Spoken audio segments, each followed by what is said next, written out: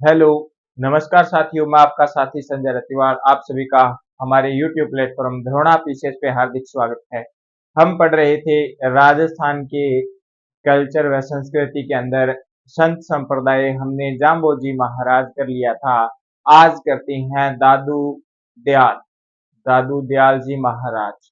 दादू दयाल जी महाराज मैं आपको करवाऊंगा। ये प्रारंभ करेंगे तो वो आपको लगेगा सर आपने कहा था हम राजस्थान के संत संप्रदाय करते हैं। सर आप कहीं और चले गए। देखते हैं ये दादू दयाल जी जो है, दादू दयाल जी के जन्म की बात करें तब आपको लगेगा सर आप राजस्थान के संत संप्रदाय करा रहे हो, लेकिन आप तो कहीं और चले गए, कहीं और चले गए। इनका जन्म होता है जी, इनका जन्म होता है अहमदाबाद में। कहाँ पे होता है? अहमदा अहमदाबाद। अहमदाबाद आपको पता है गुजरात, गुजरात में है अहमदाबाद। बस ये ही बात है। संत संप्रदायों के अंदर दो गुरु आपको ऐसे ध्यान में रखने हैं, दो महाराज ध्यान में रखने हैं। एक तो दादू दयाल जी जिनका जन्म अहमदाबाद में होता है, और एक गुरु गोविंद सिंह जिनका जन्म पटना बिहार में होता है। बाकी के जितने भी महाराज संत हैं उनका जन्म जो है वो हमारे राजस्थान में होता है। इसके बाद में बात करें, ये दादू दयाल जी है, इनके पिता माता की कोई जानकारी नहीं मिलती है। इनके पिता माता की कोई जानकारी नहीं मिलती है। दादू दयाल जी लोधी राम ब्राह्मण को, लोधी राम ब्राह्मण को मिले भाई। छोटे थे, छोटे बच्चे थे तो लोधी राम ब्राह्मण को मिले थे, ऐसा कहा जाता है। दादू दयाल एक नदी के अंदर संदूक के अंदर बंद थे और उस संदूक के अंदर बह के आ रहे थे नदी के अंदर। लोधी राम जी ने देखा तो लोधी राम जी ने वो संदूक बाहर निकाला तो उसमें एक बच्चा था। वो बच्चा कौन था जी? दादू दयाल जी था। तो इनके माता पिता की जो है माता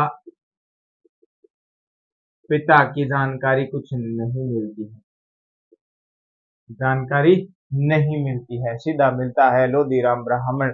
लोधी राम ब्राह्मण को मिले, लोधी राम ब्राह्मण ने भी क्या किया? पालन पोषण किया। इनका पालन पोषण कौन करता है? लोधी राम ब्राह्मण करता है। दादू दयाल जी का लोधी राम पालन पोषण करता है। फिर बात करते हैं आगे, फिर कुछ और मिलता है।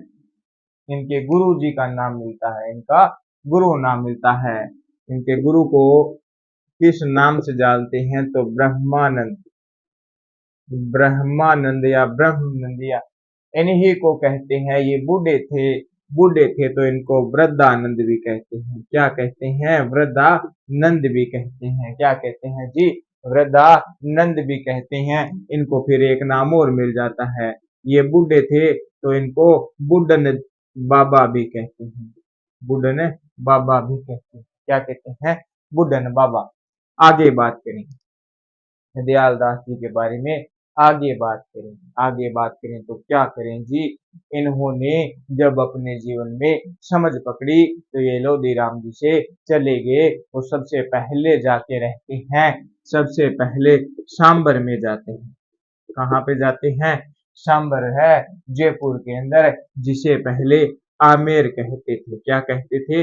आमेर में, आमेर सांबर में जाके कुछ समय वहां पे रहते हैं।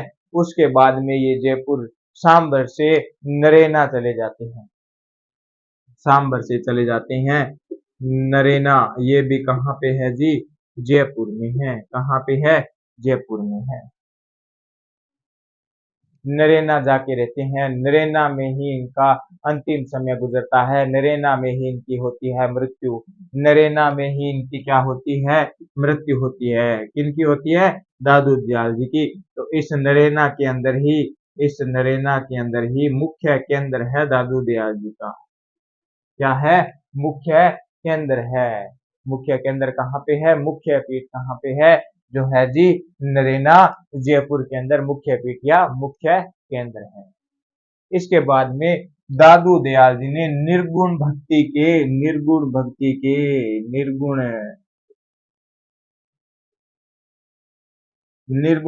के उपदेश दिए थे। निर्गुण भक्ति के उपदेश दिए थे। अब सर बात आ जाती है मन में, सर निर्गुण भक्ति और सद्गुण भक्ति क्या होती है? तो बात करते हैं, निर्गुण भक्ति वो होती है जिसमें मूर्ति पूजा नहीं होती। मूर्ति पूजा नहीं होती, बिना मूर्ति के पूजा होती है। तो सर पूजा किसकी होती है? पूजा किसकी होती है वो अभी आगे पढ़ेंगे। मूर्ति पूजा नहीं होती, कोई प्रतीक चिन्ह नहीं होता, कोई प्रतीक चिन्ह जिसकी पूजा भी नहीं होती, किसी भी प्रतीक चिन्ह को नहीं पूजा जाता, न कोई मूर्ति होती, वो भक्ति होती है, निर्गुण भक्ति कहलाती है। क्या कहलाती है? निर्गुण भक्ति कहलाती है। इसके बाद में बात करें, इन दादू दयाल जी को और क्या कहा जाता है? इन दादू दयाल जी को राजस्थान का क्या कहते हैं जी? राजस्थान का कबीर कहते हैं। दादू दयाल को राजस्थान का कबीर कहते हैं। कबीर इसलिए कहा जाता है, इन्होंने मूर्ति पूजा का विरोध किया। कबीर भी मूर्ति पूजा का विरोध करता है। कबीर का एक दोहा भी है, लेकिन मैं आपको शॉर्ट भाषा में बताता हूँ। ऐसा कहते हैं कबीर जी और दादू जी की बातें दोनों सेम सेम है। कबीर जी ऐसा कहते हैं कि बंदे, तू पत्थरों को क्या पूजता है? तू पत्थरों को क्या पूजता है? अगर इन पत्थरों में भी भगवान होते, अगर इन पत्थरों में ही भगवान होते, तो हम पहाड़ पूज लेते। क्या पूज लेते? पहाड़ पूज लेते। इस छोटे से पत्थर में अगर भगवान है तो हम पहाड़ पूज लेते। उस पहाड़ में कितने भगवान होंगे? उस पहाड़ में कितने भगवान है? फिर कबीर कहता है कि भगवान तो जो है कण कण में है। कण कण में क्या है? भगवान है। ऊपर देखो, नीचे देखो, साइड देखो, इस साइड देखो, अगल बगल जहां पे देखो, आगे देखो, पीछे देखो, पीछे देखो, तो पीछे भी क्या है? भगवान है। तो पत्थर को पूजने का क्या महत्व है? जहां पे जाओ वहां पे भगवान, जिससे मिलो वो भगवान, जिससे न मिलो तो वो भी भगवान। इसीलिए हमारे दादू दयाल को कहते हैं राजस्थान का कबीर कहते हैं। दादू दयाल जी ने अपने उपदेश दिए। उपदेश की बात करें, दादू जी पहले सांभर में आते हैं, फिर नरेना क्षेत्र में चले जाते हैं। ये दोनों के दोनों जयपुर में है। जयपुर में आपको पता है ढूंढाड़ क्षेत्र था। ढूंढाड़ क्षेत्र था तो यहाँ पे भाषा बोली जाती है जी, कौन सी? ढूंढाड़ी बोली जाती है। कौन सी भाषा बोली जाती है? ढूंढाड़ी बोली जाती है। तो इन्होंने जो अपने उपदेश दिए वो कौन सी भाषा में दिए जी? उपदेश दिए ढूंढाड़ी भाषा में। कौन सी भाषा में दिए? ढूंढाड़ी भाषा में उपदेश दिए, है ना। छह छह लगा के बोलते हैं, पीछे छह लगा के बोलते हैं। केम छह, है ना, किधर जावा छह। तो ये वाली जो भाषा है छह लगा के, जयपुर की जो भाषा है, जयपुर वाले बोलते हैं छह, टूट क्यों छह, है ना। ऐसी बातें उधर जयपुर वाले बोलते हैं। तो वैसी भाषा थी जिसमें क्या दिए? दादू जी ने उपदेश दिए। अब बात करते हैं इनका जो सत्संग लगाने का स्थान था या उपदेश देने का स्थान था, उसे क्या कहते हैं? उसका नाम भी अलग है। उसका नाम भी अलग है। अलख दरीबा। उपदेश स्थान को, उपदेश ऊपर लिखा है, उपदेश स्थान या सत्संग स्थान जो था, सत्संग लगाने का जो स्थान था, उसे क्या कहते हैं? तो उसे कहते हैं जी, ध्यान रखना, क्या कहते हैं? अलख दरीबा। क्या कहते हैं? अलख दरीबा कहते हैं। या इसे कहते हैं चौगान। क्या कहते हैं? चौगान। जहां पे गान होता है, सत्संग लगती है, उसे क्या कहते हैं? अलख दरीबा या फिर चौगान कहते हैं। अलख दरीबा या फिर चौगान। इसके बाद में जितने भी संत हुए हैं, जितने भी संत हुए हैं, उन्होंने निपक्ष निपक्ष आंदोलन या फिर भक्ति आंदोलन चलाया है। इन दादू दयाल जी ने जो आंदोलन चलाया है उसे कहते हैं जी निपक्ष आंदोलन। कौन सा? निपक्ष आंदोलन लिख देते हैं। इनका जो आंदोलन था, इन्होंने एक आंदोलन चलाया है। कौन सा आंदोलन है? निपक्ष आंदोलन। निपक्ष भक्ति आंदोलन। निपक्ष भक्ति आंदोलन चलाया है किसने? दादू दयाल जी ने। लेकिन जितने भी संत हुए हैं, सब ने भक्ति आंदोलन चलाया है, वो भक्ति के बारे में कहते हैं। क्या कहते हैं? भक्ति के बारे में कहते हैं।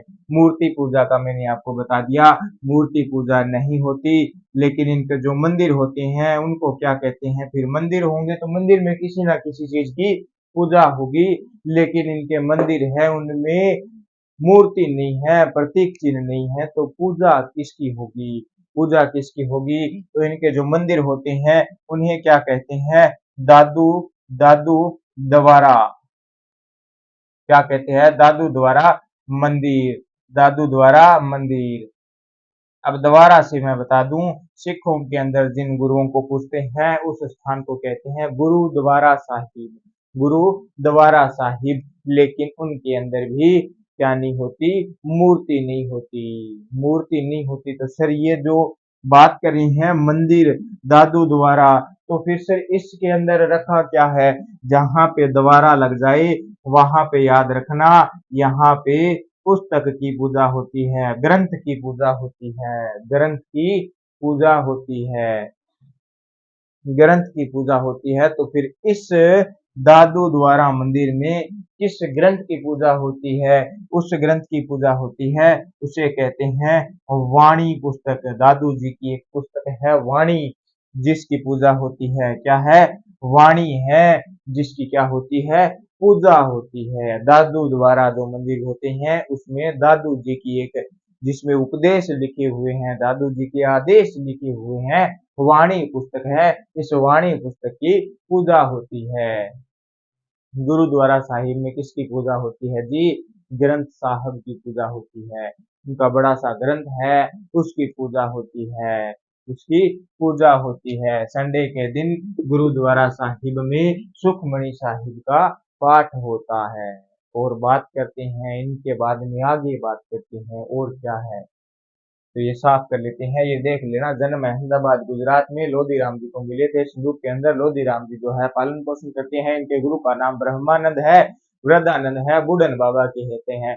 पहले सांबर में रहे, सांबर जयपुर में है, उसके बाद में नरेना में रहे, नरेना में मृत्यु हो जाती है। मुख्य के अंदर, मुख्य पीठ नरेना के अंदर है दादू दयाल जी की।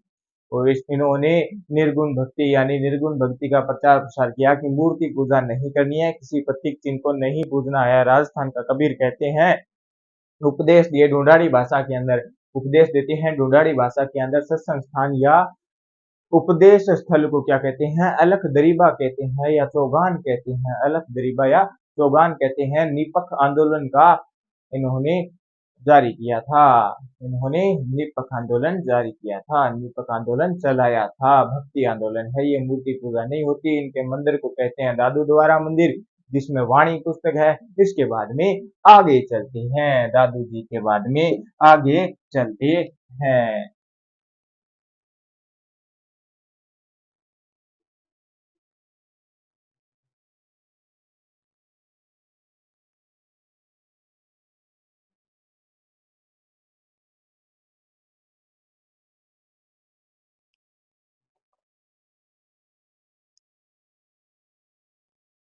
तेरे दरबार में नाज मैं क्या पेश करूं, मेरी जोहली में दादू जी तेरी मोहब्बत के अलावा कुछ नहीं है। इसी बात पे हम आगे चलेंगे जब दादू जी के शिष्य पढ़ेंगे, है ना। तेरे दरबार में नाज मैं क्या पेश करूं, मैं क्या पेश करूं, मेरी झोली में तेरी तेरी शिक्षा के अलावा कुछ नहीं है। हमें बात कहनी है पुस्तकों को कि तेरे दरबार में मैं क्या पेश करूं, मेरे पास तो जो है तो तेरी मोहब्बत है, तेरे आसरे में चल रहा हूँ। तू बस साथ रहना, साथ मत छोड़ देना, तू साथ रहना, तू साथ मत छोड़ देना। तू साथ रहेगी तो हम इस जोहरी में तेरी मोहब्बत के साथ साथ एक मोहब्बत और पाएंगे। वो क्या है जी? अपना, वो क्या है जी? अपना है टारगेट। क्या है? टारगेट। टारगेट क्या है जी? नौकरी लगना। टारगेट क्या है? नौकरी लगना। नौकरी लगने के बाद में फिर एक टारगेट और बन जाता है। वो टारगेट बन जाता है जी, क्या बन जाता है? वो टारगेट मैं इधर लिख देता हूं, बाकी आपको समझ आ ही गया। वो टारगेट है ये वाला। फिर बात करेंगे, अभी टारगेट की बात कर रहे हैं, मतलब शिक्षा के अलावा हमारी मोहब्बत की झोली में कुछ नहीं है।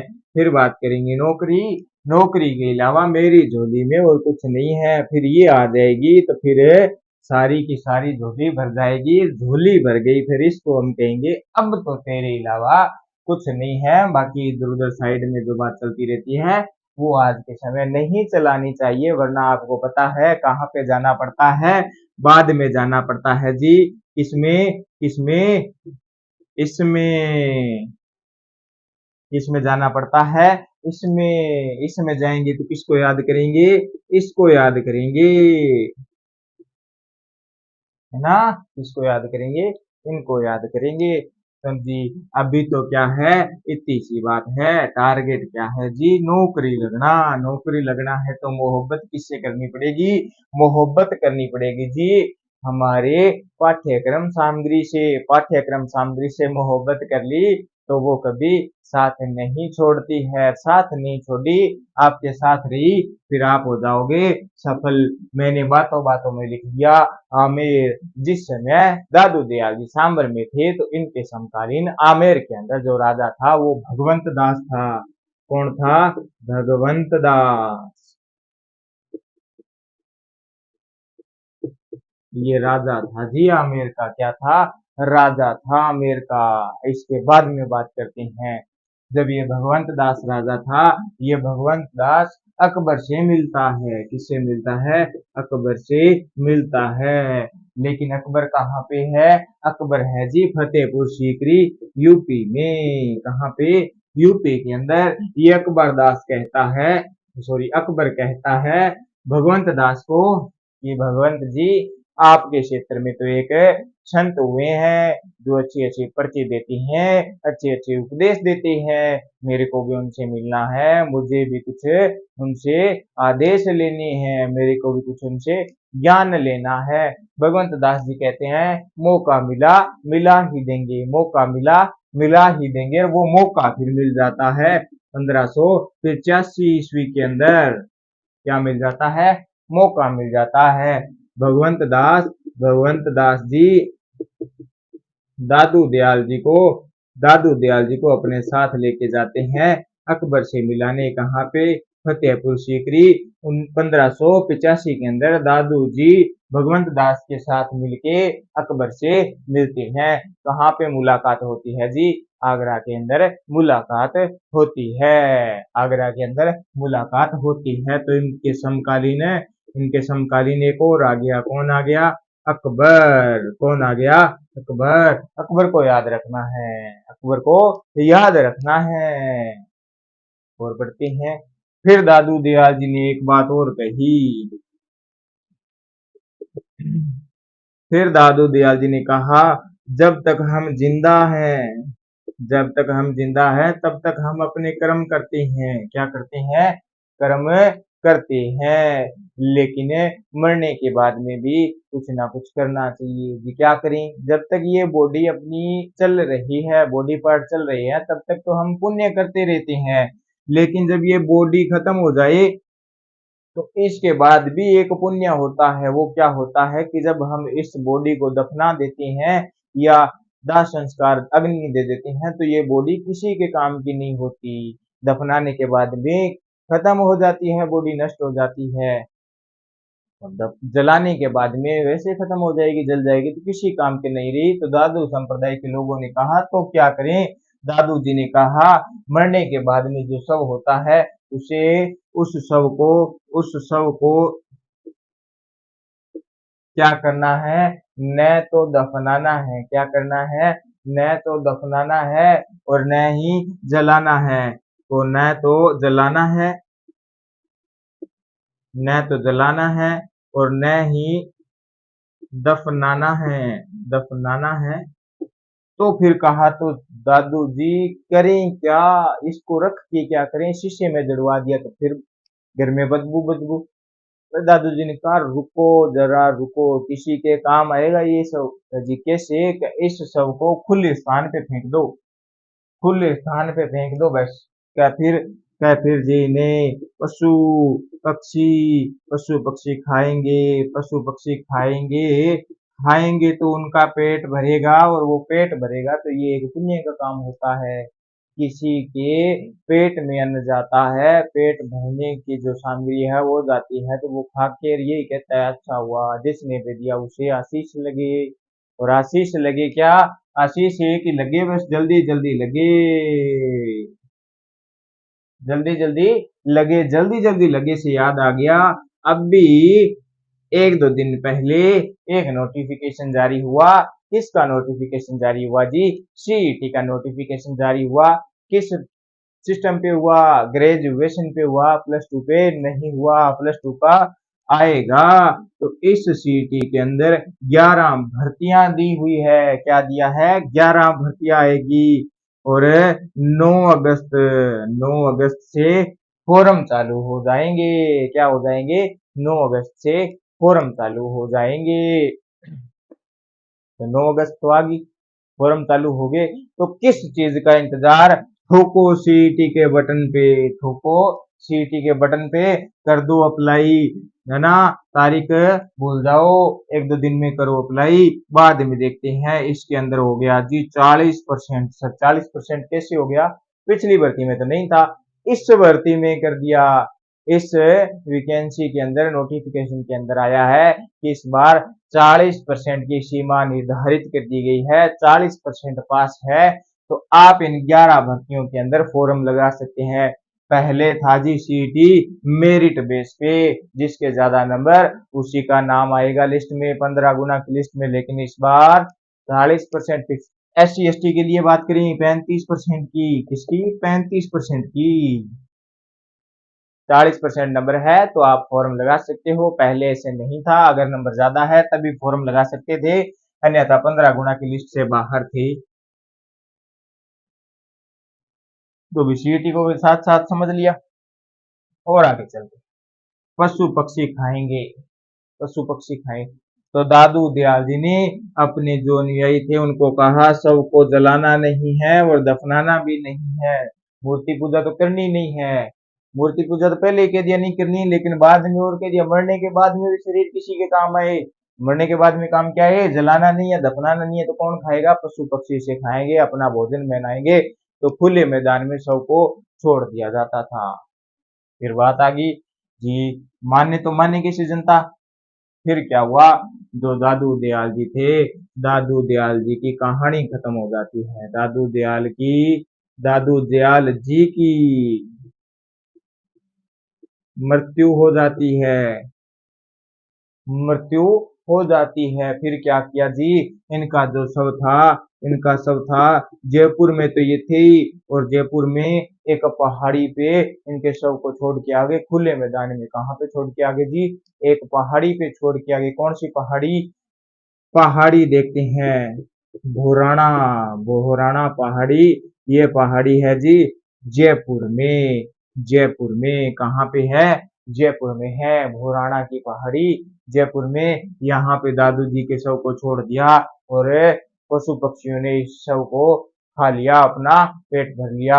इस स्थान को, इस स्थान को, ये जो भोराना की पहाड़ी है, इस स्थान को उसके बाद में दादू जी की खोल कहने लगे।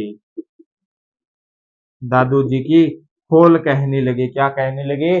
दादू जी की खोल। खोल के साथ साथ एक और नाम मिल जाता है फिर, सर एक नाम और है वो बताया नहीं, तो टेंशन मत लो। दादू पालका, दादू पालका भी कहते हैं, दादू खोल को दादू पालका भी कहते हैं। ये जी मान ली बात।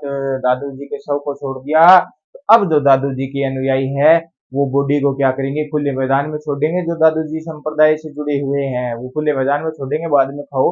और अपने में से किसी को जरूरत है तो आंख पग पुग हड्डी उड्डी नाड़ी नुड़ी काट के ले आओ, काम आ जाएगी। आंख तो वैसे ही काम आ जाती है, हार्ट काम आ जाता है, ये चलते रहते हैं। मरने के बाद में बाकी सारा शरीर छोड़ जाता है, लेकिन आंख हार्ट चलता है, कुछ समय के लिए चलता है। बॉडी से अगर इसको समय रहते निकाल लिया जाए तो ये दूसरे बंदे के अंदर फिट कर सकते हैं, फिर हार्ट चलता है। एक बंदे का एक हार्ट निकाला, दो हार्ट डाल दिए, फिर है ना। अगर दिल होते सीने में दो, एक टूट भी जाता तो क्या गम होता, क्योंकि दूसरा धड़कता रहता। ध्यान रखना भाई। सब सुबह दादू संप्रदाय वाले क्या करते हैं? खुले में छोड़ देते हैं। ध्यान रखना, किसी को जरूरत हो आंख कान नाक काट की, काट लिया यो काट लियाइयो पर ध्यान राखियो, है नी, ध्यान राखियो, कड़ी काटन जाओ और बठे ही पड़िया पाओ। पता चले जी देख दादू जी का चेला और बन गया, यहीं तो रह गया। ऐसा नहीं करना है, सबकी अपनी अपनी रीति रिवाज होती है, रीति रिवाज के साथ खिलवाड़ नहीं करते। मजाक की अलग बात है, याद रखने की बात है, याद रखने की बात है। तो अब इसी के साथ और याद कर लेते हैं।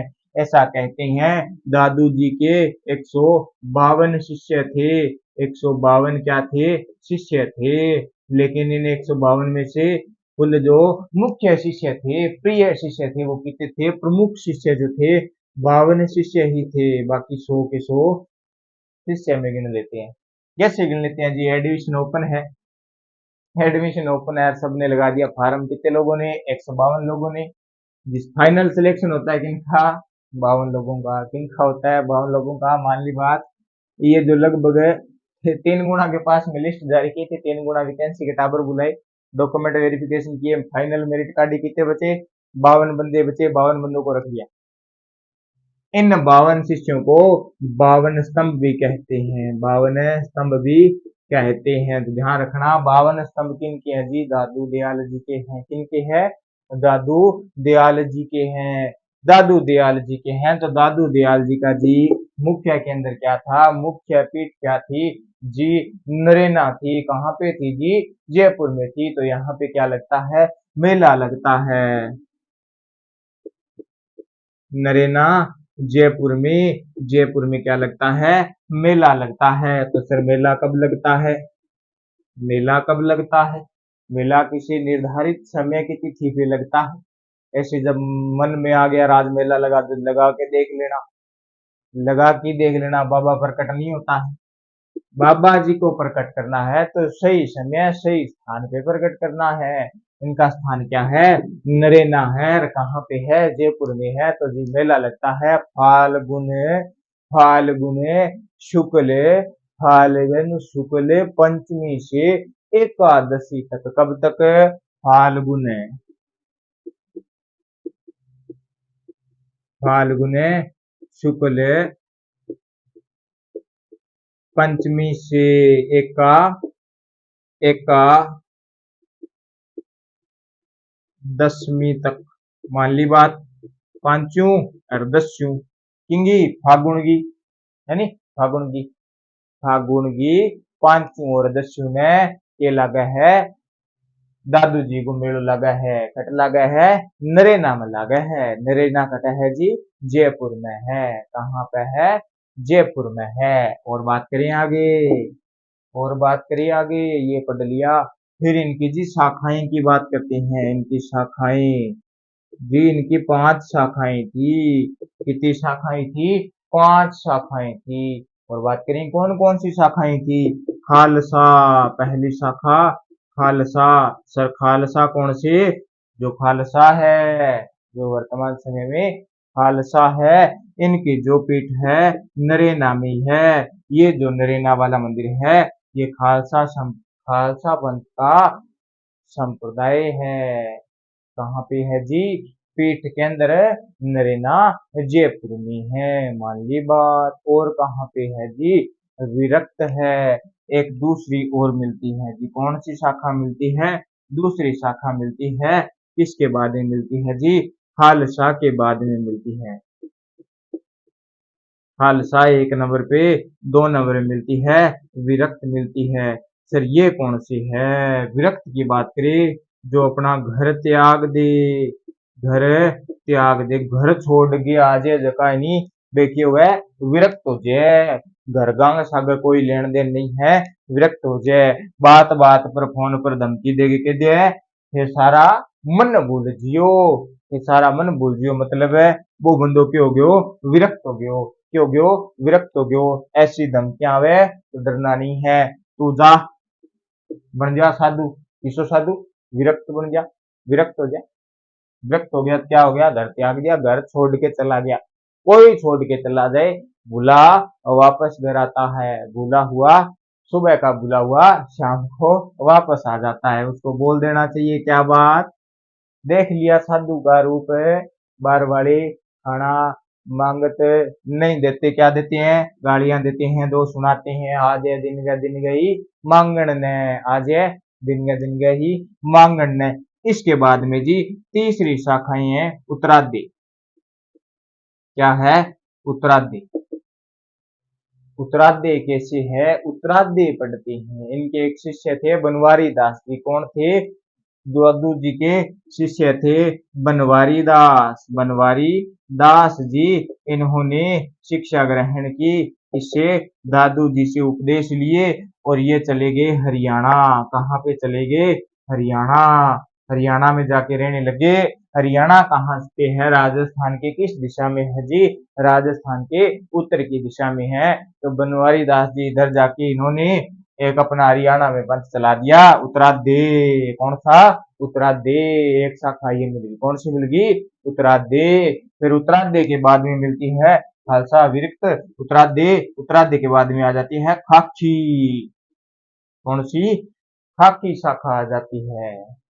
कौन सी, खाकी। खाकी की बात करें, जो साधु होते हैं वो अपने शरीर पे बड़े बड़े बाल रखते हैं, बड़े बड़े बाल रखते हैं, एक चादरसी रखते हैं। उसके बाद में जी वो क्या करते हैं, अपने शरीर पे राख मल के रखते हैं, राख मल के रखते हैं, भस्म लगाते हैं ना। जो भस्म लगाते हैं वो क्या होते हैं जी, खाकी। खाकी शाखा के साधु होते हैं। इसकी खाकी शाखा के साधु होते हैं। इसके बाद में जी, इसके बाद में सारा सिस्टम है गड़बड़ा गया। कैसे जी, एक शाखा और आ गई। कौन सी शाखा, नागा शाखा। इधर लिख देते हैं इसको। कौन सी शाखा, नागा शाखा। ये आ गई जी कितने नंबर की, 5 नंबर की शाखा। तो 5 शाखाएं थी, खालसा, विरक्त, उत्तरादि, खाकी, नागा। नागा के बारे में आपको क्या ही बताऊं, समझ ही गए ना। इन्होंने तो सारा कुछ ही त्याग दिया, घर वाले त्याग दिए, कपड़े त्याग दिए, आनिया बानिया सब त्याग दिया, बस नेटवर्क किससे, ऊपर वाले से, है ना। अपने ध्यान में मग्न रहने लगे, ध्यान ही लगा लिया, बस सब त्याग दिया, कुछ नहीं है, बीवी बच्चे सब मोह माया है। क्या है, सब मोह माया है, प्यार मोहब्बत में कुछ नहीं रखा। प्यार, बात कर ही लेते हैं, मोहब्बत, प्यार मोहब्बत एक वही कह देते हैं प्रेम, इनमें कुछ ही नहीं रखा। ये आधे हैं, ये आधा ही होता है, ये आधा होता है, प्यार प्रेम मोहब्बत है, आधा होता है, सफल होने का कोई चांस नहीं होता। क्योंकि जी अपने आप में ही आधे हैं, तो ये बाद में क्या पूरे होंगे, बाद में भी पूरे नहीं होते हैं, आधे ही रहते हैं। तब जी इन्होंने क्या कर दिया, सब मोह माया त्याग दी। तो कितनी शाखाएं, 5 शाखाएं, खालसा, विरक्त, उत्तरादि, खाकी, नागा। बात करते हैं अब आगे, और बात करें आगे, चलते हैं, पढ़ते हैं, इसी कड़ी के साथ साथ पढ़ के चलते हैं, चलते रहते हैं। कोई शब्द निकाल लेते हैं इन्हीं शब्दों में से, उसी शब्द पे पढ़ते हैं, साथ में दादू दयाल जी के बारे में सारी जानकारी मिलती रहेगी। लो जी, चलते हैं और आगे चलते हैं। 52 शिष्य किए, प्रमुख शिष्य की बात करते हैं। किसकी बात करें, प्रमुख शिष्य की बात करें, प्रमुख शिष्य की बात करती हैं। इनका एक प्रमुख शिष्य था जी सुंदरदास जी। अब आपके मन में आ गया होगा सुंदरदास जी, सुंदरदास जी आपके मन में आ गया होगा, सर जी ये बहुत तगड़ा विद्वान था, पढ़ाकू था, इंटेलिजेंट था। लेकिन ये वो इंटेलिजेंट वाला नहीं है, ये पढ़ाकू नहीं था, ये लड़ाकू था। क्या था, लड़ाकू था। मैंने नाम लिख दिया भीमराज। क्या नाम लिखा, भीमराज। तो ये जो सुंदरदास जी हैं, इनका वास्तविक नाम तो जी क्या था, भीमराज था। अब भीमराज के बारे में बात करते हैं। ये कैसे आया दादू दयाल जी के पास, कैसे आया दादू दयाल जी के पास भीमराज, नाम सुंदरदास कैसे पड़ा, सारी जानकारी अभी जस्ट, ना इधर ना उधर, सारा का सारा इधर, इसी दरोड़ा बीसीएस प्लेटफॉर्म पे क्या मिलती है, सारी जानकारी मिलती है, सारी जानकारी मिलती है। तो याद रखना, क्या रखना, Drona PCS YouTube platform, Sundardas ji Maharaj Bhimraj ji. क्या नाम? भीमराज जी। बात करते हैं फिर भीमराज जी से। राजस्थान हिस्ट्री के अंदर हम पढ़ते हैं बीकानेर का राजा जेतसी था और मालदेव उन पे आक्रमण करता है। आक्रमण जब मालदेव आक्रमण करता है जेतसी पे, तो जेतसी के दो पुत्र थे। जेतसी के दो पुत्र थे। एक पुत्र था कल्याणमल। कौन सा? कल्याणमल। एक पुत्र था जी ये भीमराज, कल्याणमल का छोटा भाई। लेकिन मालदेव बीकानेर पे आक्रमण करता है। बीकानेर पे जब आक्रमण करता है तब ये कल्याणमल और ये भीमराज दोनों हरियाणा में थे। हरियाणा में थे। कहाँ पे थे जी? हरियाणा में थे। जब इस कल्याणमल को और भीमराज को पता चलता है कि जेत सिंह ने आक्रमण किया है, हम युद्ध में हार गए हैं, तो कल्याणमल व भीमराज दोनों भाग के किसके पास जाते हैं? शेरशाह। शेरशाह। शेरशाह सूरी के पास जाते हैं। किस लिए जाते हैं जी? सहायता के लिए। शेरशाह सूर था, मैं बताता हूँ, सूर था। अपभ्रंश होते होते हुए सूरी हो गया, तो बाद में सूरी पढ़ने लगे, लेकिन शेरशाह सूर था। सूरी के बारे में बात करते हैं तो सूरी मैं आपको बताता हूँ। जब भी सूरी विद्वान पढ़ते हैं तो मैं आपको कहता हूँ जी सूरी जो है कौन है? जैन विद्वान है। लेकिन ये वास्तव में सूर था। मिर्जा राजा सूर पढ़ते हैं, उसमें सूर लिखा होता है, बाद के राजा सूरी हो जाते हैं। शेरशाह सूरी के पास वास्तव में कौन जाता है? भीमराज जाता है। भीमराज जाता है। भीमराज के साथ साथ में एक बंदा और पहुंच जाता है, विरमदेव। विरमदेव मेड़ता का बंदा है, मेड़ता का राजा है, जो शेरशाह सूरी के पास सहायता के लिए जाता है। दोनों एक ही बात के लिए जाते हैं। इधर मेड़ता छीन लिया जाता है इनसे, जो इनके पिता थे, इनसे बीकानेर छीन लिया जाता है। छीनने वाला व्यक्ति कौन? मालदेव। मालदेव कहाँ का? जोधपुर का था। इनने अपनी बात विरमदेव भीमराज ने शेरशाह सूरी से कहा, ये बात हो गई है, आप तो हमारी सहायता करो। विरमदेव कहता है आप तो मेरे को मेड़ता दिलाओ। भीमराज कहता है मेरे को बीकानेर दिलाओ। भीमराज व विरमदेव शेरशाह सूरी के साथ में चलते हैं। बीच रास्ते में कल्याणमल मिलता है। जब ये हरियाणा से होके गुजरते हैं तब इनको कल्याणमल मिलता है। कल्याणमल में इनकी जो ग्रुप थी उनको ज्वाइन कर लेता है, कल्याण में भी साथ मिल जाता है। ऐसे नहीं तो वैसे किसी ना किसी तरीके से बीकानेर मिल ही जाएगा। लेकिन भीमराज ने बीच रास्ते में दिमाग लगाया, बीकानेर तो मिल जाएगा, बड़ा शासक है अपने साथ में, बड़ा राजा है, बीकानेर मिलेगा। लेकिन राजा कौन बनेगा? कल्याणमल बनेगा। कैसे बनेगा जी? क्योंकि कल्याणमल ज्येष्ठ पुत्र है, जेतसी का बड़ा बेटा है, तो राजा बनेगा बड़ा बेटा। छोटा बेटा क्या होगा? सामंत होगा। एक दो छोटे क्षेत्र दे दिए जाएंगे, वहां पे नौकरी करेगा। किसके अधीन करेगा जी? राजा के अधीन करेगा। फर्स्ट ग्रेड अधिकारी तो कौन है?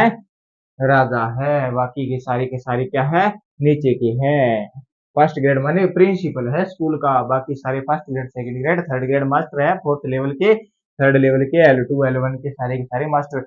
मालदेव को गई शेरशाह सूर्य इधर उधर करके आनिया भानिया करके हरा देता है। विरमदेव को मेड़ता, भीमराज व कल्याणमल को बीकानेर दिला देता है, राजा बन जाता है कल्याणमल। राजा बनते ही भीमराज को पता चल गया जी कहानी तो वही होगी, अपने को तो छोटा क्षेत्र मिल गया, अपने बन गई सामंत। तो भीमराज ने क्या किया? भीमराज ने कहा अपने तो नौकरी करनी है, जहां पे जाके मर्जी करे। ये जी आगरा जाता है। आगरा जाता है। आगरा का उस समय नया नया राजा होता है, न्यो न्यो राजा हुआ है। कौन? वह अकबर होता है। अकबर की शरण में चला जाता है। क्या करता है? नौकरी करता है। अकबर को कहता है साहब मेरे को तो नौकरी करनी है, यहाँ करूं चाहे वहां करूं, आपकी सेना में ही कर लेता हूं। अकबर को उस समय ऐसे ईमानदार सैनिकों की जरूरत थी, तो इसने भीमराज को रख लिया। और भीमराज को रखते ही कहानी डगमगा गई। भीमराज को राजा रखा, राजा रखते ही क्या हुआ? कहानी डगमगा गई। कैसे डगमगा गई? इधर अकबर पे मिर्जा राजा हाकिम हाकिम के आक्रमण हो रहे थे। अकबर ने एक दो बार तो दबाए, अकबर के कुछ समझ नहीं आया। ये जो मिर्जा राजा आक्रमण करता था, ये यूपी से करता था। यूपी से करता था। यूपी का एक गांव है, कौन सा गांव है जी? चिंदानी। चिंदानी क्षेत्र मिलता है। कौन सा मिलता है? चिंदानी क्षेत्र मिलता है। यहां से था जी मिर्जा राजा। मिर्जा राजा कौन है? हाकिम है। ये आक्रमण करता था। तो अकबर ने भीमराज को बुलाया, भीमराज को कहा भीमराज जी आप जाओ और वो उधर चंदानी जाओ, सॉरी चंदानी क्या, वो मिर्जा हाकिम के पास जाओ। चंदानी की जो बात बताई, यहाँ का एक और व्यक्ति था, चंद्रसेन था। चंद्रसेन था। इस चंदानी के चंद्रसेन को कहा तुम भी जाओ मिर्जा हाकिम के विद्रोह को दबाने के लिए। ये यूपी वाला चंदानी का जो है चंद्रसेन है, भीमराज दोनों जाते हैं। मिर्जा राजा हाकिम को हरा तो देते हैं युद्ध में। मिर्जा राजा हाकिम को बीच रास्ते से वापस भेज देते हैं। फिर एक कहानी मिलती है, जबरदस्त कहानी मिलती है। क्या मिलती है सुनते हैं, ध्यान लगा के सुनना साथियों। एक कान को बंद करके एक कान से सुनना, ताकि इधर से सुनी हुई इधर पार न निकले, है ना। तो एक कान को बंद कर लेना, दोनों आंखों को मोबाइल के फोकस रखना है, और किसको सुनना है, भीमराज के बारे में सुनना है, क्या होता है। अभी बात करेंगे भीमराज पे। जो कहानी है वो मैं समझाऊंगा, और आप क्या कर दोगे, मोह माया त्याग दोगे, प्यार मोहब्बत सब त्याग दोगे। प्यार होगा तो किससे होगा, ये अपनी पाठ्य पुस्तकों से होगा। लियो जी, भीमराज चंदानी का चंद्रसेन, चंदानी का चंद्रसेन दोनों जाते हैं हाकिम को हराने। मिर्जा हाकिम को बीच रास्ते से हरा दिया, इसे वापस मोड़ दिया। लेकिन चंद्रसेन की सेना और मिर्जा भीमराज की सेना ने बड़ा अच्छा युद्ध लड़ा। इस युद्ध के अंदर भीमराज सेना के साथ साथ में जी खुद घायल हो जाता है। मिर्जा राजा खुद घायल हो जाता है, सेना के बीच में पड़ा होता है। बीकानेर का है, इसकी जो सेना थी वो बीकानेर वापस आ जाती है। क्या हुआ, बीकानेर वापस आ गई, और बीकानेर वालों को आके कहा जी वो भीमराज जी तो थे, अकबर की सेना में थे, वो मारे गए। उनकी जो फ्लाइट है, टिकट है, वो दूर की कट गई। अब बड़ा शोक फैला, शोक तो फैलेगा, है ना। दुख की खबर आई है, घर वालों ने रोया कुकी, रोआ कुकी की, और लास्ट में क्या कर दिया, 12 कर दिया। 12 दिन क्या खाए, लड्डू खाए। लड्डू खाए, किन को खिलाए जी, पंडितों को खिलाए, ब्राह्मणों को खिलाए, राज पुरोहितों को खिलाए। और 12 करके जो अस्थियां थी, वो इनका जो एक पारिवारिक राज पुरोहित था। कौन था जी राज पुरोहित, प्रहलाद दास। कौन था, प्रहलाद दास को ये भीमराज की अस्थियां देके भेजते हैं। जिस बंदे की अस्थियां भेजी जाती है वो बंदा वास्तव में है ही नहीं। जो अस्थियां भेजते हैं वो भीमराज नहीं है, वो किसी और की सैनिक की अस्थियां थी। मजा हो गया, है ना। अंतिम संस्कार कर दिया, 12 कर दिया, खर्चा लग गया, लड्डू खाए, प्रोग्राम सल्टाया। इस भीमराज की जो रानी थी, इसकी पत्नी थी, वो भी सती हो जाती है, वो भी सती हो जाती। अब कुछ बचा ही नहीं बंदे का। आज की दुनिया में भी क्या है, आगे पीछे यही है, ये है तो सब है, अन्यथा कुछ नहीं, है ना। तभी तो सगाई तो बाद में होती है। मेरे सोना बाबू ने क्या खाया, खाना खाया क्या। उधर चीन वाले कहते हैं तो सोना बाबू की बात करती है, इधर तो आधी दुनिया खा गए, तड़क तड़क के, बूंद बूंद के, तड़कने बूंदने का सामान नहीं मिले तो काची खा गए, है ना। कौन थे वो, नरबक्सी होते हैं। लेकिन इधर प्रहलाद दास राज पुरोहित अस्थियां लेके आगरा पहुंचता है। कहाँ पे पहुंचता है, आगरा। आगरा पहुंचता है, आगरा के बाद मथुरा चला जाता है। कहाँ पे, मथुरा चला जाता है, मथुरा में रुकता है। इस भीमराज को सैनिकों के बीच से घायल अवस्था में चंद्रसेन की सेना उठाती है। चंद्रसेन इलाज वगैरह करता है, इलाज वगैरह करता है। भीमसेन को होश आता है। भीमसेन ने पूछा मेरी सेना जी बीकानेर। तो भीमराज भी चला कहाँ पे, बीकानेर की ओर, लेकिन आगरा से मथुरा तक जाके मथुरा में विश्राम के लिए रुकता है। इधर से प्रहलाद दास जी आते हैं, मथुरा पहुंच जाते हैं। भीमराज को प्रहलाद दास मिलते हैं। और भीमराज इधर आ। अरे और पंडित जी क्या हाल है। और भीमराज देख के अक्का बक्का, पसीने चल गए बंदे के। पसीने कैसे चल गए, भीमराज के हाथ में अस्थियां थी। सामने कौन था जी, भीमराज था। पंडित जी के हाथ में भीमराज की अस्थियां, सामने भीमराज।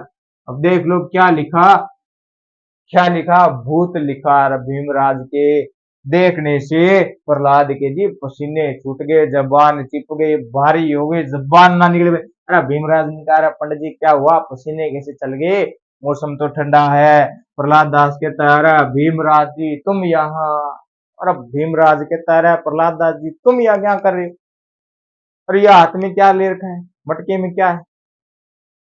प्रहलाद दास कहता है भीमराज जी उधर बीकानेर में आपका बारिया कर दिया, लड्डू खा लिए 12 दिन और स्वाद आए, बड़े अच्छे अच्छे लड्डू थे। लास्ट दिन चली केसर जलेबी, क्या चली केसर जलेबी, केसर जलेबी से याद आ गया, लास्ट में बताऊंगा केसर जलेबी के शौकीन है हमारे एक बंदे। बाद में बात करेंगे प्रहलाद दास भीमराज, दोनों मुलाकात हो गई, बात करते हैं।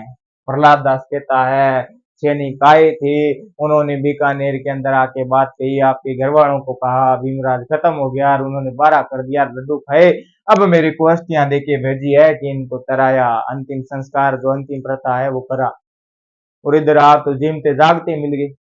प्रहलाद दास को अब तक विश्वास नहीं हो रहा कि वास्तव में भीमराज जिमते जागते। अरे भीमराज को शक है कि बात आंखें मिला के कर, डर मत भूतनी हाथ लगा। अरे भीमराज प्रहलाद दास थे, भीमराज के हाथ लगा, वास्तव में बंदा जिमता है, वो जैसे हाथ में जुगाड़ होता है वो धड़म धूधा फूट जाता है, फुटे शरीर बंदा जिमता जागता, रूस की अस्थियां चक्कर के फिर रहे हैं, किस नाम की गलत बात। प्रहलाद दास ने ठोक दिया वो घड़ा नीचे, प्याला फोड़ दिया। अरे भीमराज को कहते हैं आप तो मेरे साथ बीकानेर चलो, और प्रहलाद दास से भीमराज अरे वो बाकी छोड़, मेरी पत्नी कैसी है, अरे वो मत पूछो, अरे बता तो सही, इतनी बड़ी बात हो गई, मेरी पत्नी को पता चला उसका पति मर गया, तो पत्नी के तो हाल बुरी है, बीपी ऊपर नीचे होगी, तो बता क्या बात। प्रहलाद दास कहता है बीपी ऊपर नीचे तो किसकी हो, क्या मेरी पत्नी की होगा, पति क्या हो, पत्नी क्या हो गई, सती हो गई, पत्नी क्या हो गई, सती हो गई, तो बीपी ऊपर नीचे किसकी हो जी। अब भीमराज की बीपी ऊपर नीचे हो, ऊपर नीचे तो भीमराज जिमता बैठा है, पत्नी सती हो गई, किसके साथ जी पता नहीं कौन था, है ना, पता नहीं कौन था लेकिन सती तो होगी। अरे दिया, जिम था जागता तो भागती भागती, लेकिन मरे के बाद भी भागती, किसके साथ, किसी और सैनिक के साथ, किसके साथ है, किसी और सैनिक है। अब भीमराज के भैया आंखें नम हो गई है।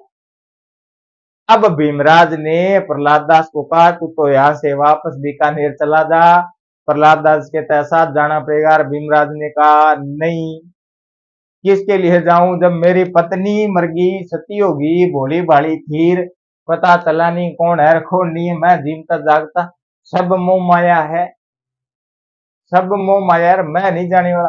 प्रहलाद दास को समझाया जाता है, प्रहलाद दास कहता है नहीं भीमराज जी मैं आपके साथ में रहूंगा, मेरे को सब समझ में आ गया, दुनिया में सब मोह माया है, कोई किसी का नहीं है, कोई किसी का नहीं है, सब अपने अपने हैं, मैं नहीं जाने वाला। फिर भीमराज समझाता है प्रहलाद दास को, प्रहलाद दास जाता है बीकानेर। बीकानेर अपने पहले तो अपने घर वालों को कहता है कि उधर भीमराज जीमता है और इधर बारिया कर दिया, गलत बात होगी, गलत काम हो गया अपने हाथों से, मरे हुए भूत तो सारे ही सेके, जीमता भूत सेकेगा। यार फिर भीमराज जी घर पे जाता है, उनको बताता है, वो कहते हैं फिर क्या करें, चलो लेके आते हैं। और प्रहलाद दास कहता है 1 मिनट, किसी भी प्रकार से कोई प्रयास नहीं करना भीमराज को लाने के लिए। कैसे, मैंने उसकी आंखें देखी, मैंने उसकी आंखें देखी है, उसकी जो आंखों की नाड़ियां वो बाहर निकलने को तैयार है। उस बंदे ने क्या कर लिया, उस बंदे ने वैराग्य धारण कर लिया है, उस बंदे ने क्या कर लिया है, वैराग्य धारण कर लिया है। अब वो इधर नहीं आने वाला, उसने सब त्याग दिया, सब त्याग दिया। वो कहने लग गया है दुनियादारी सब मोह माया, दुनियादारी सब मोह माया, हकीकत किसके साथ में है, अपने साथ में है। और हकीकत बंदा कौन है, हकीकत बंदा अपने पढ़ रहे हैं, पढ़ क्या रहे हैं, हमारे पाठ्यक्रम का एक टॉपिक है, तो किससे पढ़ रहे हैं, पाठ्यक्रम से पढ़ रहे हैं। क्या पढ़ रही हैं, दादू दयाल पढ़ रही हैं। दादू दयाल में मोह माया त्यागने वाला बंदा, अपने को भी सारी मोह माया त्याग के, और अपने मोबाइल के अंदर क्या लगाना है, जहाज लगाना है, कहाँ का, नंबर नहीं मिलने का, और क्या करना है जी, पढ़ना है, क्या करना है, पढ़ना है। अब पढ़ोगे, अब पढ़ोगे तो बाद में आपकी पत्नी क्या नहीं होगी, सती नहीं होगी, सती नहीं होगी, क्या करेगी, आपके साथ में रहेगी, अन्यथा कहानी बिगड़ जाएगी। बाद में आपको क्या करना पड़ेगा, वैराग्य धारण करना पड़ेगा। आपके लक्षण नहीं है वैसे वैराग्य धारण करने के, लेकिन फिर भी पढ़ते रहते हैं। प्रहलाद दास ने भी बीकानेर वालों को समझा दिया, जाना नहीं है। बंदे ने वैराग्य धारण कर लिया है, फिर वापस अपने घर पे जाता है, सबको इकट्ठा करता है, आ जाओ बैठो बात करनी है। सारे घर वाले आ गए। अब प्रहलाद दास अपने घर वालों को क्या कहता है कि जी बात यूं है, मैं हो गया भीमराज का फैन, उसकी बात सुन के माफी चाहता हूं, कोई अच्छे माड़े हुई गई हूं तो माफ करना। अपने बीवी बच्चों को बुलाता है, बच्चों को पढ़ाना लिखाना, तू तेरा बंदोबस्त करते रहना, नाम मत खराब करना, अच्छे तरीके से रहना। यार चला किसके पास? भीमराज के पास। कौन चला जी? प्रहलाद दास। कौन चला? प्रहलाद दास। अब अभी प्रहलाद दास भीमराज के पास में आ गए। कुछ समय तक तो अकबर के पास रहते हैं, लेकिन बाद में चले जाते हैं यहां से। अब दोनों ने क्या किया, स्कीम लगाई कि अगर संन्यास लेना है तो संन्यास लेने के लिए क्या होना चाहिए? गुरु होना चाहिए, गुरु धारण किया हुआ होना चाहिए, अन्यथा नुगरा बंदा संन्यास नहीं ले सकता। अगर ले ले तो वो संन्यास माना नहीं जाता, है ना, माना नहीं जाता। अब दोनों ने कहा तो गुरु बनाए किसको? गुरु बनाए किसको? तो व्याधि ये भी है, तो गुरु किसको बनाए? फिर एक चतुरदास जी महाराज के पास जाते हैं। चतुरदास जी महाराज के पास जाते हैं, इनको कहते हैं आप तो हमारे गुरु बन जाओ। जाते कहाँ पे है? दादू दयाल जी मिलते हैं अकबर से, कहाँ पे? फतेहपुर, फतेहपुर सीकरी में।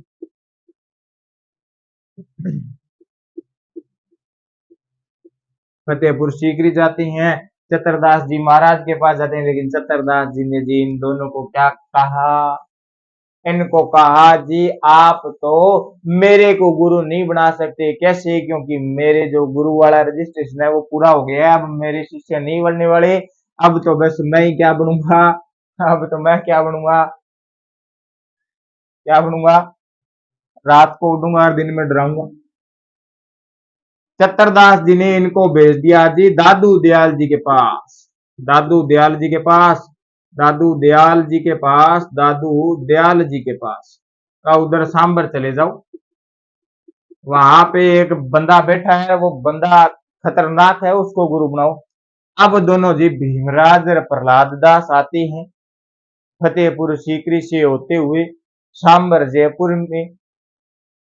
जैसे ही दोनों दादू दयाल के उस स्थल पे पहुंचते हैं, देखते ही दादू दयाल ने भीमराज को देखा, और आपको पता है युवराज हटा कटा है, राजा है, राजा है, राजा है, तो फिर पता ही यार। दादू दयाल ने भीमराज को देखते कहा, आ सुंदर क्या काम है?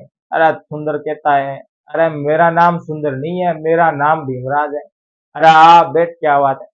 भीमराज कहता है दादू दयाल को, बस आप तो मुझे अपना चेला बना लो, आप मेरे गुरु बनो। दादू दयाल कहता है, अरे ये साधु बनना, किसी का चेला बनना, वैराग्य धारण करना, ये राजाओं के काम नहीं है, बड़े घर के लोग नहीं कर सकते। अरे भीमराज कहता है बाकी छोड़ो, मैंने सब त्याग दिया और मैं और त्याग दूंगा, घर त्याग दिया, मोह माया इधर उधर की बातें सब त्याग दी, सारी दुनिया त्याग दी, एक चीज छोड़ दो, क्या? लंगोट छोड़ दो। और जी क्षत्रिय हूँ, क्षत्रिय धर्म का हूँ, तो शस्त्र साथ रखूंगा, शस्त्र साथ रखूंगा, बाकी सब त्याग दिया। अब जी क्या रखा? एक लंगोट रखा और शस्त्र रखा। और दादू दयाल जी ने क्या बना लिया जी? शिष्य बना लिया। भीमराज की आंखें पड़ी दादू दयाल ने, दादू दयाल को लगा बंदे ने वास्तव में अपने आप में वैराग्य धारण कर चेला बना ही ले। दादू दयाल ने शिष्य बना लिया। और इधर प्रहलाद दास खड़ा, वो भी कहता है गुरु जी मेरे को भी चेला बनाओ ना। और दादू दयाल कहता है अरे तू किससे प्रभावित हुआ बता? अरे वो दादू दयाल कहता है मैंने भीमराज की आंखें पढ़ी, इनकी बातें पढ़ी, इन्होंने मोह माया त्यागी, मैंने ही मन में धारण कर लिया कि मोह माया सब त्यागना पड़ेगा, कुछ नहीं है इस दुनिया में। अरे दादू दयाल जी कैसा है? तू भीमराज से प्रभावित है तो तुझे क्या बनना पड़ेगा? भीमराज का चेला बनना पड़ेगा, भीमराज का चेला बनना पड़ेगा। अब जी भीमराज किसका गुरु बन गया? प्रहलाद दास का। और भीमराज का गुरु कौन? दादू दयाल। अब दादू दयाल एक और कहता है भीमराज को, भीमराज जब तूने सब कुछ त्याग दिया, मोह माया घर बार बीवी बच्चे सब त्याग दिया, कपड़े तका तक त्याग दिए, तो तुझे ये तेरा जो पुराना नाम है उस समय का नाम है ये भी त्यागना पड़ेगा। और भीमराज कहता है सब त्याग दिया तो नाम में क्या रखा? नाम ही त्याग दिया, आप बताओ क्या नाम रखें?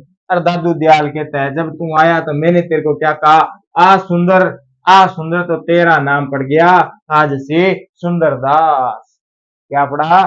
सुंदरदास। प्रभावित हुए, सब त्यागा, अस्त्र शस्त्र कपड़े सब त्याग दिए, लेकिन फिर कहता भी है सब त्याग दूं लेकिन अस्त्र व एक लंगोट छोड़ देना, शस्त्र छोड़ देना और अस्त्र छोड़ देना, सब त्याग दिया। अब बंदे के पास हथियार है, एक लंगोट है, भीमराज के पास नाम बदल गया सुंदरदास। अब मैं भीमराज नाम नहीं लेने वाला, अब मैं नाम लूंगा सुंदरदास। तो समझ जाना सुंदरदास नाम लेते ही भीमराज है ये बंदा।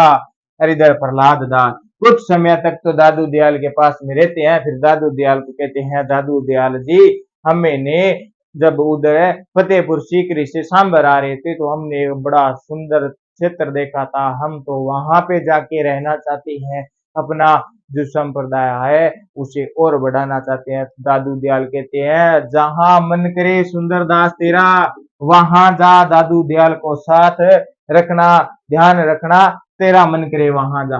अरे सुंदरदास जी ने चेले को तैयार किया प्रहलाद दास, पुरोहित था पहले, पंडित था, पंडित जी कहना पड़ता था रब चेले प्रहलाद दास तैयार हो जा, दादू दयाल का आशीर्वाद साथ, मतलब दादू दयाल साथ, और चलते हैं। कहाँ पे चलेंगे जी? वही पहाड़ियां, वही क्षेत्र जो आते वक्त देखा था, आते वक्त देखा था। अब जी दोनों के दोनों बंदे कहाँ चले गए? दौसा के अंदर एक क्षेत्र है, दौसा के अंदर एक क्षेत्र है, घाटड़ा दौसा। सुंदरदास जी यहाँ पे आके रहने लगे।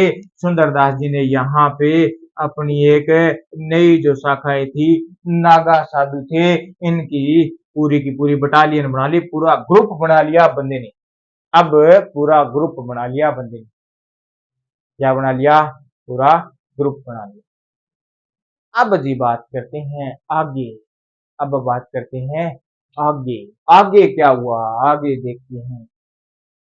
ग्रुप बन गया पूरा का पूरा। इसके बाद में बात करती हैं फिर जब औरंगजेब बादशाह था, औरंग औरंगजेब बादशाह था तब की बात करते हैं, इन नागा साधुओं की बात करते हैं, इन नागा साधुओं की बात करते हैं। औरंगजेब ने हिंदू मंदिरों को और हिंदू महिलाओं को पकड़ना और हिंदू मंदिरों को तुड़वाना प्रारंभ किया। औरंगजेब ने आदेश दिया था जो खाटू श्याम जी का मंदिर है, खाटू श्याम जी का मंदिर है, उसे तोड़ने के लिए सेना भेज रहा था, उसे तोड़ने के लिए सेना भेज रहा था। तो आमेर का उस समय जो राजा था सवाई प्रताप सिंह था। कौन था? आमेर का राजा, आमेर राजा सवाई प्रताप सिंह था, जो इसके क्या हुआ? विपक्ष में खड़ा हुआ, इसने बचाना चाहा इस मंदिर को, इसने खाटू श्याम जी का जो मंदिर है उसे बचाना चाहा। फिर क्या हुआ?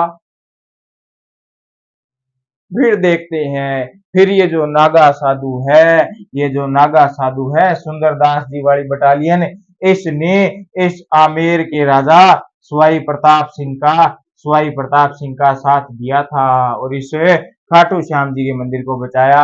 जिस खाटू श्याम जी के मंदिर को आप आज जाके देख के आते हो तो वो खाटू श्याम जी का मंदिर क्या है? नागा साधुओं की बदौलत है, वरना उस मंदिर को औरंगजेब के सैनिक तोड़ देते, औरंगजेब के सैनिक तोड़ देते।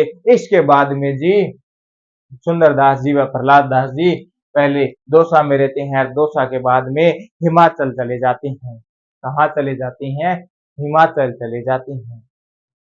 अब बात करते हैं और आगे, बात करते हैं और आगे सुंदरदास जी महाराज के बारे में। तो मैंने भीमराज की सारी कहानी बता दी आपको, नागा साधुओं के बारे में बता दिया। अब जी सुंदरदास जी के बारे में देखते हैं, सुंदरदास जी ने और क्या किया।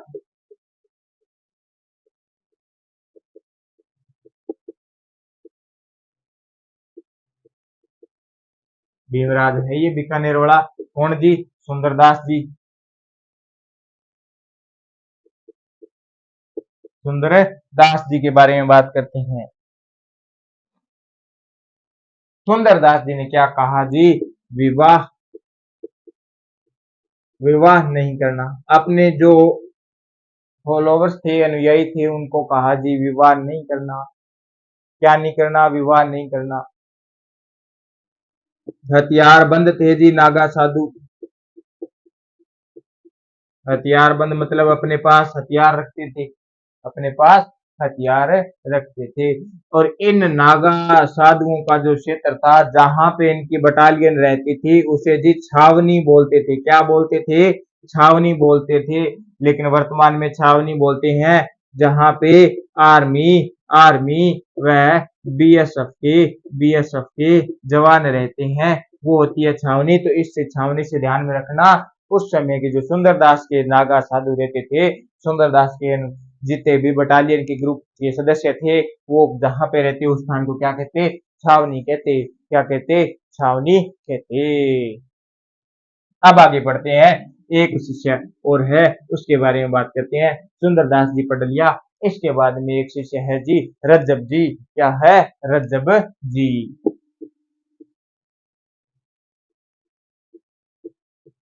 और रज्जब जी के बारे में बात करते हैं। सांगानेर का पठान है। कहाँ का? जयपुर में सांगानेर का।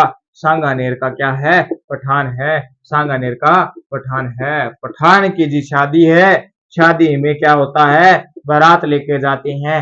बारात किसके लिए लेके जाते हैं जी? सोनी सी बींदनी लेने के लिए। सोनी सी बींदनी लेने के लिए। और रज्जब जी सांगानेर से चले। सांगानेर से चले। बारात कहाँ जाए जी? बारात जाए आमेर। कहाँ जाए? आमेर में जाए। लेकिन बीच रास्ते में मिल गए। बीच रास्ते में मिल गए। कौन है? दादू दयाल जी। कैसे मिले? ये बीच रास्ते में किसी अच्छे से क्षेत्र में बैठे थे और वहां पे जनता को कहानी सुना रहे थे, उपदेश दे रहे थे, अच्छे अच्छे उपदेश दे रहे थे। रज्जब जी के बराती साथियों ने कहा, रज्जब जी हम भी उपदेश सुनते हैं। क्या सुनते हैं? उपदेश सुनते हैं। और दादू दयाल जी अपने ध्यान में मगन, आंखें बंद, अच्छी पोजीशन में बैठे और बातें सुनाए जा रहे थे। जी सारे सुनो, मोह माया विवाह हु इनमें कुछ नहीं लगा। आदमी लुगाई सब अपने अपने लिए जीते हैं, ना किसी लुगाई काम की और ना कोई आदमी काम का। और रज्जम जी दूल्हे के वेश में बैठे हैं और दूल्हे के वेश में अच्छी तरह ध्यान लगा के सुन रहे हैं और इतना तगड़ा बातों का ज्ञान प्राप्त करते हैं। और उस दिन रज्जब जी ने एक बड़ा खतरनाक काम कर दिया। और आप तो कर ही नहीं पाओ, आप तो क्या मैं ही नहीं कर पाऊं, ऐसी पोजीशन ही ऐसी है, कर ही नहीं पाए। ऐसा कर दे तो गांव वाले ताने मार मार के मार दी। रज्जब जी ने दादू दयाल जी के उपदेश सुने। दादू दयाल जी मोह माया सब त्यागने की बात कहते हैं, दूसरों के हित के लिए बात करते हैं। जी अपना हित तो कुछ नहीं, दूसरों के हित के लिए जियो। मोह माया त्यागो, दुनिया त्यागो, बस काम करना है तो अच्छा करना है। रज्जब जी प्रभावित हुए। दादू दयाल जी ने जैसी आंखें खोली और आगे रज्जब जी दूल्हे के भेष में बैठे। दादू दयाल जी ने कहा, अरे रज्जब तूने क्या गजब कर दिया। रज्जब तूने क्या गजब कर दिया। आया था राम का नाम लेने, लेकिन गड़बड़ कर गया। लेकिन गड़बड़ कर गया। गड़बड़ कैसे कर गया? दूल्हे के भेष में था और अपने साथियों को, जो बारात में साथी आए थे, है ना, उनको कहता है जी आप तो बारात यहीं से वापस ले जाओ। वापस ले जाओ। कहाँ पे ले जाओ जी? सांगानेर ले जाओ। और घर वालों को जाके बोल दो अब रज्जब गजब कर गया। अब रज्जब गजब कर गया। क्या कर गया गजब? अब मैं ब्याह नहीं करवाने वाला। अब मैं ब्याह ब्यू नहीं करवाने वाला। अब मैं छड़ा रहने वाला। छड़ा किस वेश में? दूल्हे के वेश में। उस दिन से रज्जब जी ने विवाह के लिए इनकार कर दिया। विवाह के लिए इनकार कर दिया। तो रज्जब जी कहते हैं, रज्जब जी अपने अनुयायियों को कहते हैं, जो रज्जब जी के चेले हुए उन्हें कहते हैं विवाह नहीं करना। विवाह नहीं करना। छड़े रहना। अरे सुखी रहना। और रज्जब जी जो जी हैं आजीवन क्या रहे? आजीवन दूल्हे बहस में रहे। दूल्हे के बहस में रहे, दुल्हे के बहस में रहे, दुल्हे के रूप में रहे। अब रज्जब जी भी पढ़ लिया। रज्जब जी ने दो पुस्तकें लिखी अपनी, दो पुस्तकें लिखी अपनी। एक तो लिखी रज्जब वाणी, रज्जब वाणी, एक लिखी सर्वांगी, सर्वंगी। ये पुस्तकें लिखी जी रज्जब जी ने, दो पुस्तकें रज्जब वाणी, सर्वंगी, सर्वंगी। ये जी रज्जब जी के बारे में। अब एक शिष्य और पढ़ते हैं। रज्जब जी भी पढ़ लिया। रज्जब वाणी देख लेना, सर्वज्ञी देख लेना। सांगानेर का पठान था, आमेर बारात लेके जा रहा था, बीच रास्ते में सुंदरदास जी के, दादू दयाल जी के प्रवचन सुन लिए और रज्जब जी प्रभावित हो गया और दूल्हे के बेस में ही रह गया रज्जब जी। अब एक और पढ़ते हैं, एक पढ़ा अपने सीधा सुंदरदास, एक और पढ़ते हैं सुंदरदास। ये सुंदरदास जी छोटे हैं, इन सुंदरदास जी से तो इन्हें कहते हैं जी छोटे सुंदरदास। रज्जब जी छोटे सुंदरदास 3 नंबर के चेले आगे 3 नंबर के शिष्य को पढ़ती हैं जी। ऊपर वाला सुंदरदास तो लड़ाकू था, लेकिन नीचे वाला सुंदरदास है ये पढ़ाकू है ना, इंटेलिजेंट बंदा है, सबसे ज्यादा पढ़ा लिखा वो बंदा हुआ जो है, यही है संत के अंदर, यही है संतों में सुंदरदास जी। जो छोटे सुंदरदास जी है ये पढ़े हुए हैं, पढ़े हुए हैं जी। ये बात करें इनके परिवार की तो इनका परिवार जी वैश्य परिवार है, वैश्य परिवार में जन्म होता है। लेकिन रज्जब जी और सुंदरदास जी के बीच में मित्रता अत्यधिक ज्यादा थी, दोनों एक साथ रहते, एक जैसी बातें करते। तो सुंदरदास जी और रज्जब जी दोनों एक जैसी बातें करते हैं, तो पहला तो जी एक जैसी बात मिल गई जी, रहना तो छड़ा ही है, क्या रहना है, छड़ा रहना है। लेकिन अपने को इनके जो उपदेश है, आदेश है, वो नहीं मानने, मानेंगे तो गलत हो जाएगा, मान लिए तो फिर लिख देता हूं, ये नहीं होगा, ये नहीं होगा तो फिर अपना धीरे धीरे प्रोग्राम ठप हो जाएगा, अपना नाम कैसे चलेगा। इनके तो नाम उस समय चल गए और हम पढ़ते हैं, लेकिन अपने नाम इस समय बंद हो गए तो आगे कोई नहीं पढ़ेगा, आगे कोई नहीं पढ़ेगा। तो सुंदरदास जी की बात करते हैं। सुंदरदास जी छोटे हैं और वैश्य परिवार में जन्म होता है, ज्ञान के ज्ञाता है जी, ज्ञान के ज्ञाता है। तो इन्होंने एक ग्रंथ लिख दिया जी, क्या ग्रंथ लिख दिया, ज्ञान ग्रंथ, ज्ञान ग्रंथ लिखा। ज्ञान ग्रंथ लिखा तो पढ़ते हैं क्या ज्ञान लिखा। इनके बारे में कहते हैं इन्होंने 42 ग्रंथ लिखे थे, 42 ग्रंथ लिखे थे, इतने पढ़ाकू थे, इतना दिमाग चलता था। पहला ज्ञान ग्रंथ लिखा, उसको कहते हैं ज्ञान समुद्र, ज्ञान समुद्र, ज्ञान समुद्र, ज्ञान का समुद्र है जिसमें आप तो डूब जाओ, जिसमें आप तो डूब जाओ। और पढ़ते हैं और क्या लिखा, और लिखा सुंदर सागर,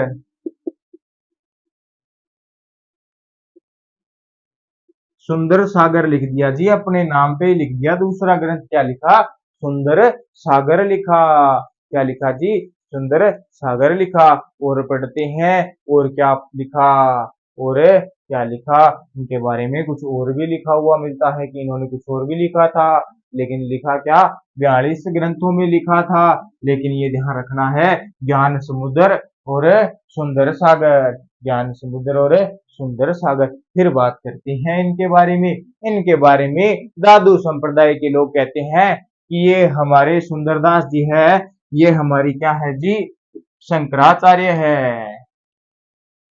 ये जो छोटे सुंदरदास जी है, दादू संप्रदाय के लोग इन सुंदरदास जी को क्या कहते हैं, ये हमारे शंकराचार्य है, क्या है, शंकराचार्य है। तो फिर इनके बारे में और पढ़ते हैं। इनकी जो मुख्य पीठ है वो कहाँ पे है, इनकी जो मुख्य पीठ है वो कहाँ पे है, दौसा के अंदर इनकी मुख्य पीठ है, दौसा के अंदर इनकी मुख्य पीठ है। तो मुख्य पीठ वाला जो स्थान है वो कहाँ पे है, दौसा में है। दौसा के अंदर क्या है, मुख्य पीठ है, मुख्य केंद्र है, दौसा के अंदर मुख्य केंद्र है। दौसा में जो मुख्य केंद्र वाला स्थान है वो स्थान मिलता है जी गोटोलाब। गोटोलाब, गोटोलाब। फिर गोटोलाब के बाद में ये चले गए फतेहपुर। फतेहपुर में फतेहपुर सीकरी, फतेहपुर सीकरी, यहाँ पे इनके मुख्य केंद्र है।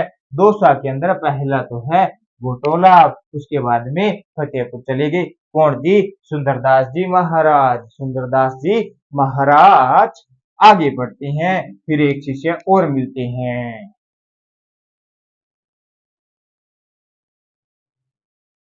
फिर एक शिष्य और मिलते हैं। कौन से जी? कौन से मिलते हैं? बालिंद जी मिलते हैं। क्या मिलते हैं? बालिंद जी मिलते हैं। बालिंद जी भी जी सारे शिष्य पढ़े लिखे आ रही हैं, तो बालिंद जी भी पढ़े हुए हैं। इन्होंने एक ग्रंथ लिखा आरी लो। क्या लिखा? आरी, आरी लो ग्रंथ लिखा। आरी लो ग्रंथ लिखा। इसके बाद में दादू दयाल जी के जो उत्तराधिकारी होते हैं, दादू जी के पुत्र गरीबदास जी, गरीबदास जी महाराज। कौन है? गरीबदास जी महाराज। गरीबदास जी महाराज जो क्या है? दादू जी के उत्तराधिकारी है, उत्तराधिकारी है।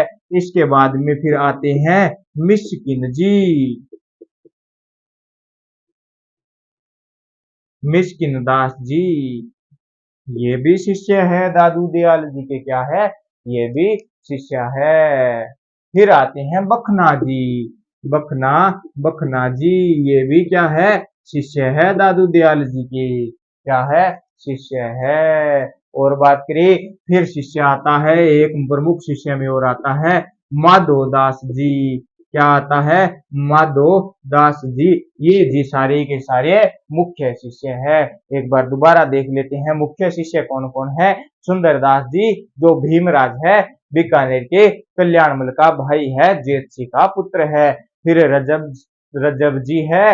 रजब जी सांगानेर का पठान था, सांगानेर का पठान था। उसके बाद में आते हैं सुंदरदास जी छोटे। सुंदरदास जी छोटे के बाद में आते हैं बालिंद जी। बालिंद जी के बाद में आते हैं गरीबदास जी। दादू दयाल के बाद में उत्तराधिकारी। उसके बाद में मिस्किन दास जी, बखना दास जी, बखना दास जी और माधव दास जी। ये तो आते हैं मुख्य शिष्य के अंदर। ये है जी दादू दयाल जी की सारी जानकारी, सारी की सारी जानकारी। तो दादू दयाल जी के बारे में हमने पढ़ लिया इस क्लास के अंदर। आगे की क्लास में आगे के संत संप्रदाय पढ़ेंगे। तो धन्यवाद साथियों, मैं आपका साथी संजय रतिवाल। अगर आपको मेरी ये क्लास अच्छी लगी है तो लाइक करें, कमेंट करें और वीडियो को ज्यादा से ज्यादा संख्या में शेयर करें। अगर किसी साथी ने हमारे यूट्यूब प्लेटफॉर्म धरोणा पीसीएस को सब्सक्राइब नहीं किया है तो सब्सक्राइब करें, बेल आइकन के बटन को प्रेस करें ताकि आपको क्लास का नोटिफिकेशन समय समय पे मिलता रहे।